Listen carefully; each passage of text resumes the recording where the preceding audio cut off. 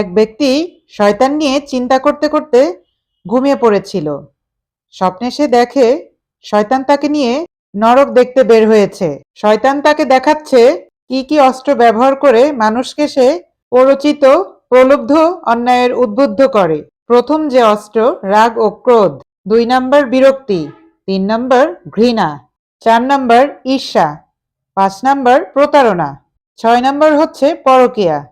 একটা জায়গায় যাওয়ার পর দেখে কাচের এয়ারটাইট বক্সের মধ্যে রাখা একটা অস্ত্র।